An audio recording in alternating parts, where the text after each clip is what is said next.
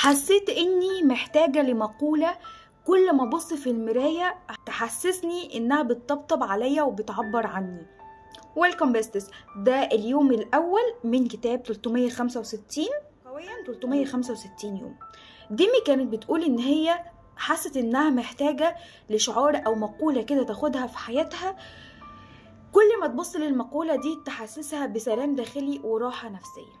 فبتقول انها قرت في كتاب قبل كده مقولة بتقول لقد خلقت على نحو جميل ومخيف، فهي بتقرت لنفسها مقولة بتعبر عنها، بتقول لقد خلقت بجمال وروعة. ده انت خد مقولة لنفسك او شعار كده، كل ما تبص في المراية الشعار ده يحسسك انك يعني يحسسك بكده، فاهميني؟ يحسسك بسلام او يحفزك او يقويك. انا هقول لكم هنختار دلوقتي مع بعض، كل واحد هيختار مقولة ويقول ايه المقولة اللي هو اختارها تبقى شعار في حياته لسنة 2025. تعالوا كده نفتح يعني نشوف مقولات كده من على نشوف الاي اي يقول لنا كده مقولات ونختار منها، او نشوف على بنترست. تمام دلوقتي بس ايه، عشان المارشميلو مشروبي المفضل ده هوت شوكليت بالمارشميلو، كده حلو قوي.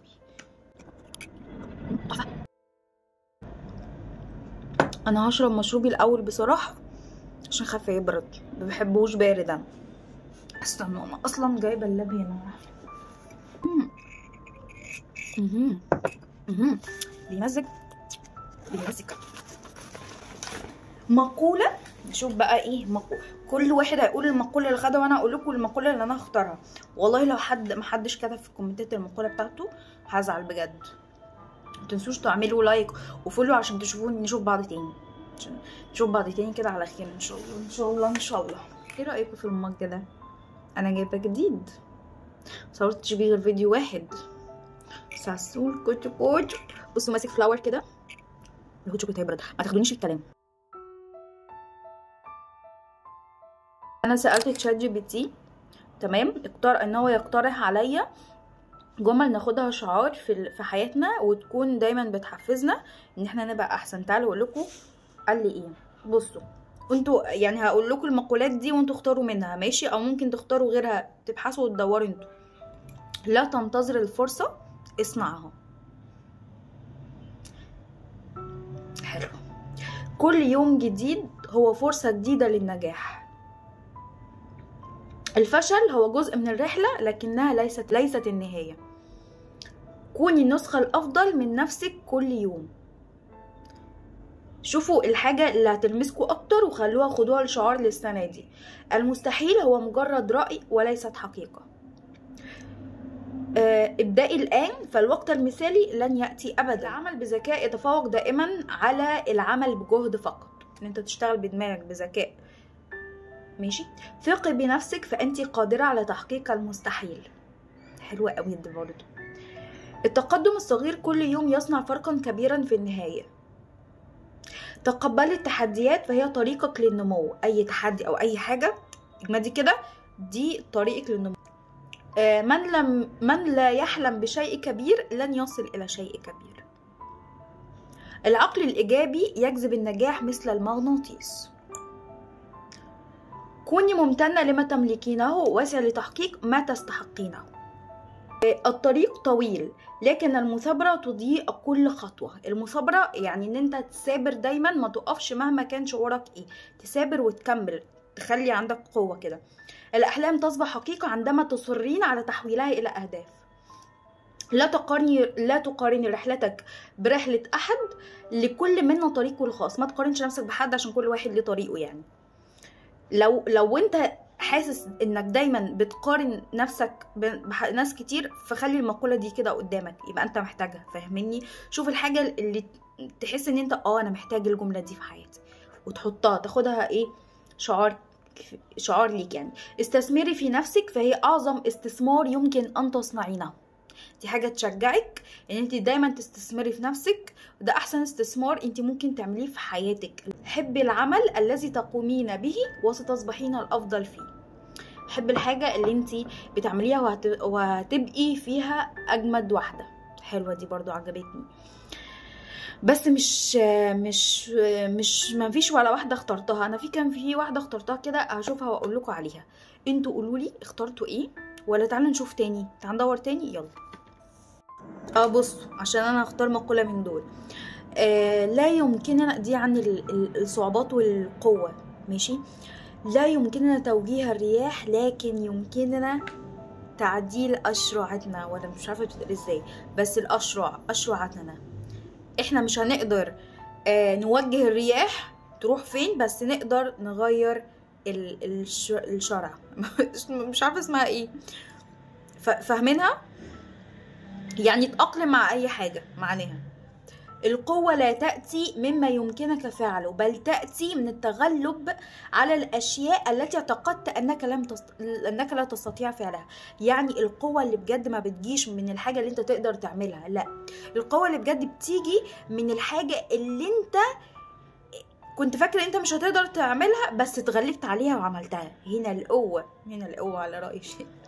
ما يبدو مستحيلا اليوم سيكون إنجازا غدا. حلوة. مقولات عن تحقيق الأحلام. إذا كنت تستطيع، بتقولك إيه بقى؟ فين؟ وين راحت؟ إذا كنت تستطيع أن تحلم به يمكنك تحقيقه. دي حبيتها قوي. طالما أنت قادر تحلم بيه فأنت هتقدر تحققه. دي اللي أنا هاخدها، ماشي. وانتوا شوفوا هتاخدوها ولا ايه. والت ديزني اللي كانت بتقولها: الأحلام لا تصبح حقيقة إلا إذا كنت مستيقظا لتحقيقها. تبقى فايق كده وانت بتحققها، مش قاعد على السوشيال ميديا لافه كل وقتك ما بتستفادش منها حاجه. لكن طالما انت قاعد معايا هنا بتستفاد، مش قاعد على السوشيال ميديا هبلوله كده ما بتستفادش حاجه، ماشي. طيب، ابدأ صغيرا، احلم كبيرا، واستمر في التقدم. ابدأ صغير عادي، واحلم اكتر واكتر واكتر لما هتكبر، واستمر في اللي انت وصلت له. برضو دي جميله، بس انا خدت اول واحده. شوفوا انتوا هتاخدوا ايه. مقولات بقى عن الإيجابية والأمل. حتى في أحلك الأوقات هناك دائما نور إذا قررت أن تراه. الله، بجد دي جميلة قوي برضو. أنا ممكن أخدها. انتوا عارفين في الآخر أنا هاخد كذا واحدة وهعملهم بطريقة كده، هبقى أوريها لكم بالطريقة دي اللي هتشوفوها. هعمل لكم الصورة، أوريكم الصورة بتاعتها، ماشي. بصوا، حتى في أحلك الأوقات، الجملة اللي لسه قايلها من شوية. أحلك يعني الحلكة أو الحلاك، يعني الحاجة الضلمة قوي قوي قوي قوي اللي هي شديد الظلام. يعني بيقولك حتى في أحلك الأوقات، في عز العتمة بيبقى في نور كده، بس لو انت مش هتشوف غير لو انت قررت ان انت تشوفه. لان احنا في ناس بتبقى صم بكم، لا أرى، لا أنا مش عايزة أشوف غير دي، فاهميني؟ في ناس بتبقى كده. طيب، النجاح هو أن تنتقل من فشل لفشل دون أن تفقد حماسك. حلوة قوي دي كمان. النجاح يا أستاذ يا فندم معناه ان انت تفشل من فشل للتاني للتالت للرابع، مش يعني ان انت بتفضل تحاول. طول ما انت بتفضل تحاول فانت مش بتفشل، انت كده ما فشلتش. الفشل لما تقعد ما تعملش حاجة. حلو. تاني هقولها: النجاح هو أن تنتقل من فشل إلى فشل دون أن تفقد حماسك. استمر في المضي قدما، فأنت لم تصل إلى هذا الحد لتتوقف هنا. والنبي ما فاهمة حاجة. يعني بتقولك استمر دايما ان انت استمر دايما ان انت تمشي قدام، فانت ما وصلتش لانك ما وصلتش للحاجة اللي انت عايز توصلها. هو ده اللي انا فهمته منها. الطريق الى القمة قد يكون وعرا لكنه يستحق العناء. عشان توصل للقمة الطريق مش سهل ابدا ابدا ابدا، وعرا فعلا زي ما هو بيقول، ولكن يستحق ان انت تتعب علشانه. الاشياء العظيمة لا تأتي من منطقة الراحة. يلا قاعد نام مرتاح يأتيك النجاح. بيقولك الاشياء العظيمة لا تأتي من منطقة الراحة. فشوف انهي مقولة بقى في الحاجات اللي انا قلتها لكم تستنوا فيه تاني. مقولات عن الايمان بالنفس. ثقي بنفسك فانت اقوى مما تعتقدين. دي حلوة برضو، عجبتني. لا شيء مستحيل. الكلمة نفسها تقول أنا ممكن. impossible، على كلمة impossible يعني معناها لو ترجمتها بالإنجليش هتلاقوا معناها أنا ممكن. لو عزلتوها عن بعض. قيمي نفسك بناء على طريقك وليس بناء على مقارنتك مع الآخرين. يعني قيمي نفسك وحاجتك، قيمي نفسك كده وطريقك بناء على الطريق بتاعك انتي، مش بناء على ايه الناس اللي حواليكي.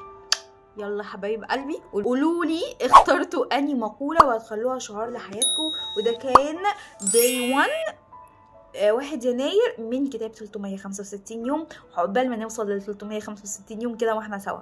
بحبكم جدا، ما تنسوش تعملوا لايك وفولو وشيروا الفيديو، بليز شيروا الفيديو. باي، اشوفكم فيديو جديد.